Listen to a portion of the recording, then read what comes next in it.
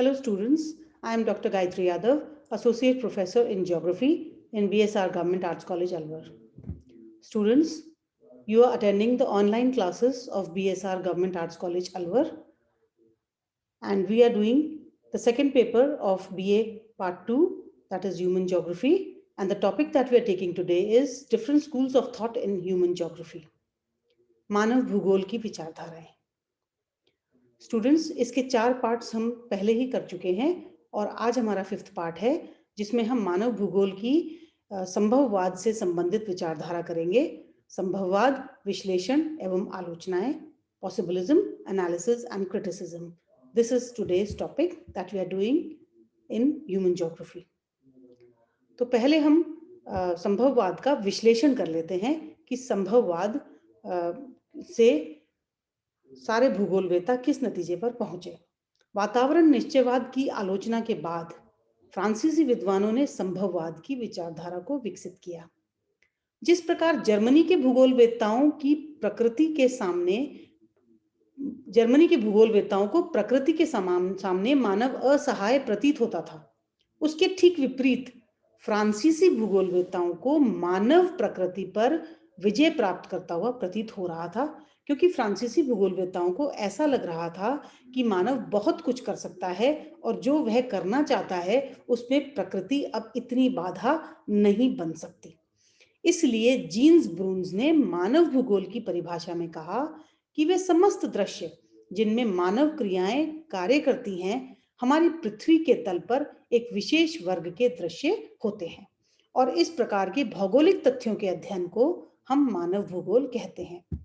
यदि इस परिभाषा का निश्चयवादी विचारक यानी मानव भूगोल के पिता रेडजेल द्वारा दी गई परिभाषा से मिलान करें तो ये बिल्कुल ही विपरीत है. स्टूडेंट्स, ये बिल्कुल सिंपल सी बात है कि संभववाद निश्चयवाद के विपरीत तो है ही. तो यदि कोई परिभाषा संभववाद को लेकर बनाई गई है तो वह निश्चयवाद के विपरीत ही होगी, यानी प्रकृति की निश्चयवादी प्रवृत्तियां मानव के ऊपर हावी नहीं हो सकती. निम्न बिंदुओं के द्वारा संभववाद का सार समझा जा सकता है. हम ये देखते हैं कि 18वीं सदी के आते आते और 19वीं सदी में भी मानव ने बहुत से ऐसे आविष्कार कर दिए जिससे कि उसका जीवन थोड़ा सरल हो गया और प्रकृति की बहुत सारी बाधाओं को उसने पार कर लिया. फॉर एग्जाम्पल, जो सूखे प्रदेश थे उनमें उसने नहर लाकर और सिंचाई करके खेती करना प्रारंभ कर दिया था.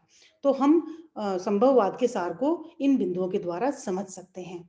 मानव ने नदियों पर बांध बनाकर नहरें निकाली तथा कृषि फसलों को सिंचित किया, यानी कि उन क्षेत्रों में जहां सिंचित कृषि नहीं होती थी वह अब नहरें निकलने के बाद होने लगी. तो यह मानव का एक पॉसिबिलिज्म था, यानी संभववाद था कि उसने असंभव को संभव कर दिखाया. नगर प्राचीन काल में केवल नदियों के किनारे विकसित होते थे. सीधी सी बात है कि जल जीवन की एक आवश्यकता थी, तो बहुत से क्षेत्रों में जब जल नहीं होता था तो मानव नदियों के किनारे अपने आवास बनाने की और अपनी कृषि करने की कोशिश करता था. अब नदियों से दूर भी, जब नदियों से नहरें निकाली गई तो नदियों से दूर भी इनका विकास होने लगा या नगरों का विकास होने लगा.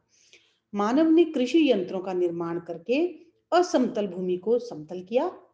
भूमि जो वर्ष भर में एक फसल उत्पादन करती थी उसको बहुफसली बनाया. तो अब जो मानव की भूख थी वह शांत हो गई थी और उसके पास काफी अन्न होने लगा था.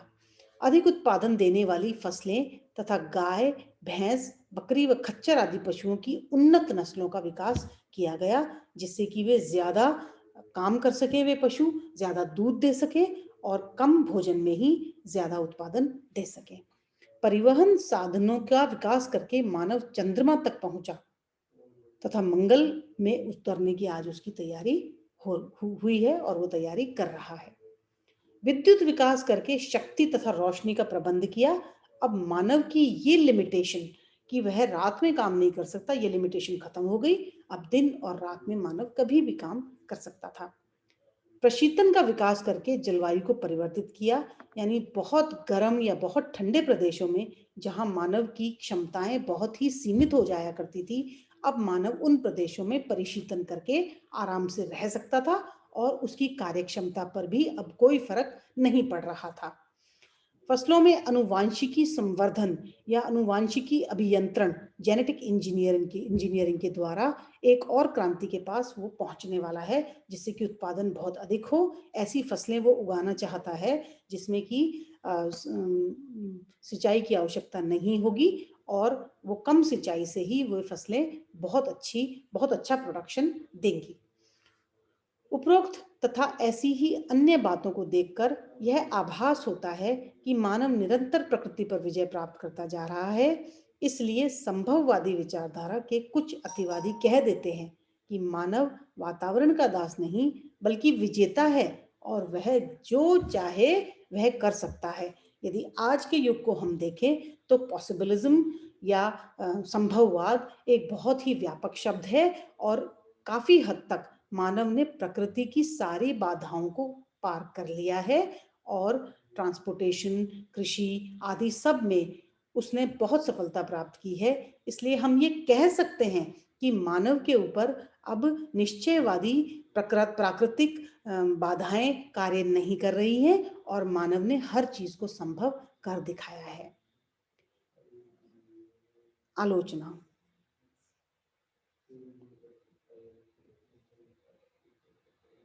जब संभववादी वातावरण को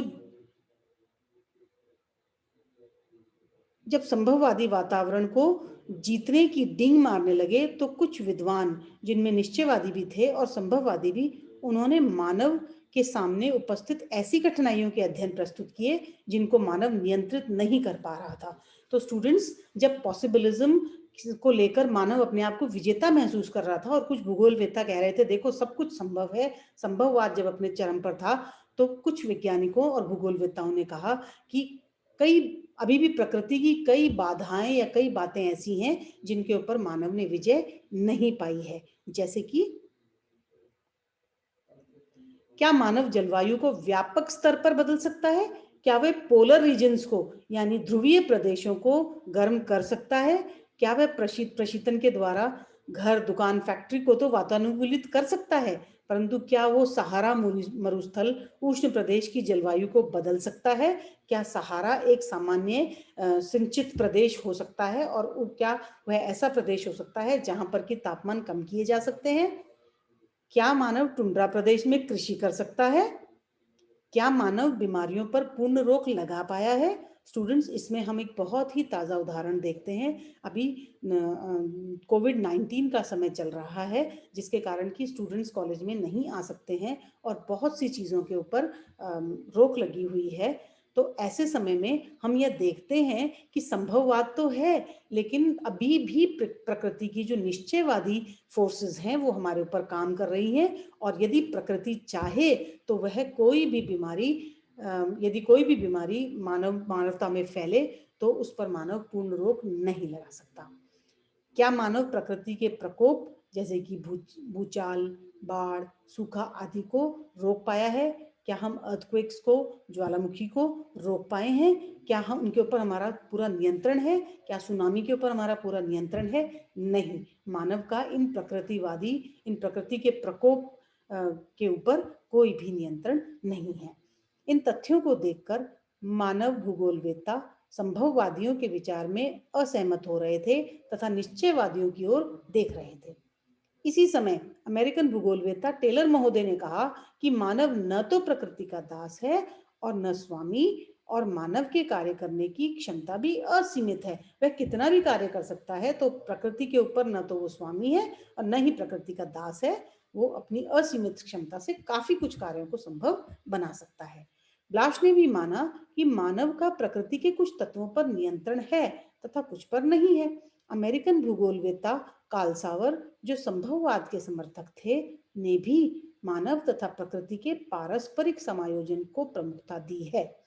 इस प्रकार वातावरण संभववाद, जिसकी 20वीं सदी के पूर्वार्ध में चर्चा जोरों पर थी, सदी के उत्तरार्ध में उसकी आलोचना होने लगी तथा निश्चयवाद के विचार पर दोबारा विद्वान चर्चा करने लगे, परंतु बाद में इसे नव निश्चयवाद का नाम दिया गया।